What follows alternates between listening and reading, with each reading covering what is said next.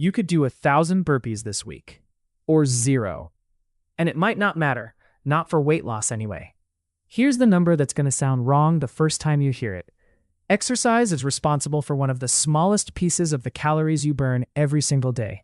Not the biggest, not even close.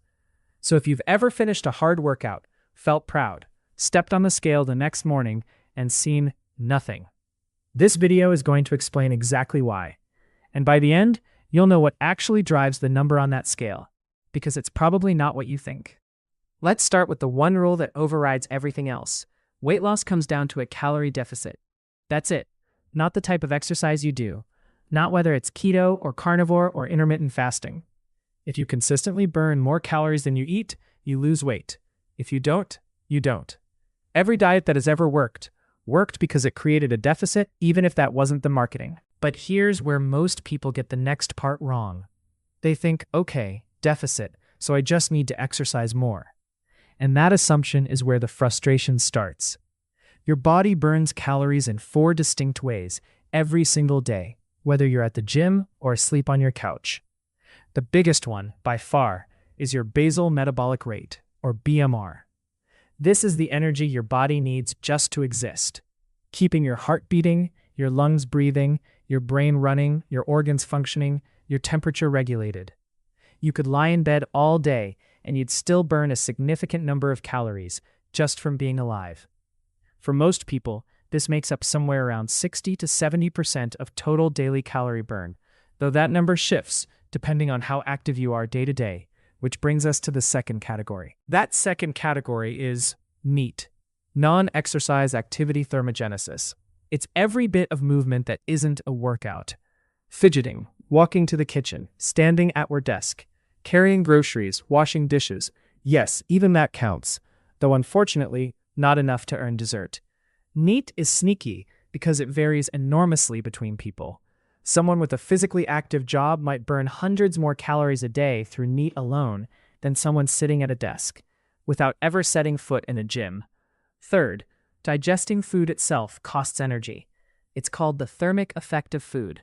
Your body has to work to break down, absorb, and process everything you eat, and that process alone burns calories. And then finally, the smallest of the 4 is exercise.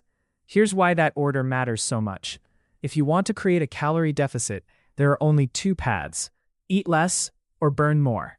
And no, drinking lemon water at 6 a.m. isn't a third option.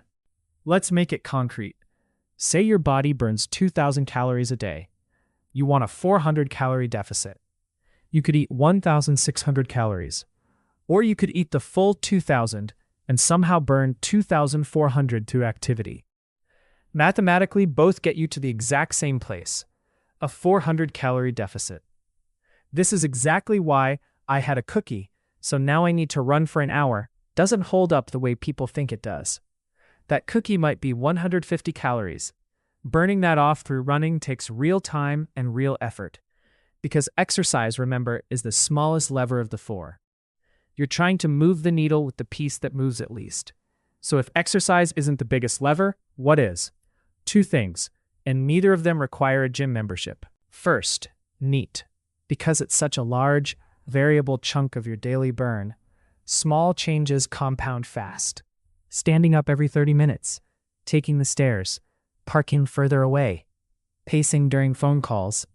None of this feels like exercise, which is exactly why people underrate it. But across a full day, it adds up to real, measurable energy expenditure. Second, and this is the one worth sitting with, if you want to raise your BMR, the biggest slice of the pie, you need more muscle mass. Muscle tissue is metabolically expensive to maintain. It burns more calories at rest than fat tissue does, which means the more muscle you build, the more calories your body burns even while you're doing nothing. Sitting, sleeping, scrolling your phone right now. That's the real reason strength training matters for weight loss. Not because it torches calories during the session, but because of what it does to your metabolism for the other 23 hours of the day. So, does this mean exercise doesn't matter? Not even close. It just means we've been telling ourselves the wrong story about why it matters. Exercise isn't primarily a calorie-burning tool. It's an investment in your heart, your muscle, your mobility, your long-term health, your mood, your sleep. Those benefits are enormous. They're just not the mechanism behind the number on the scale. Weight loss comes from the deficit. Exercise is one of the best things you can do for your body, just not for the reason most people assume. So next time you're deciding between a hard workout and a lazy walk, know this: your metabolism was working before you started, and it'll keep working after you stop, quietly in the background, whether you're moving or not.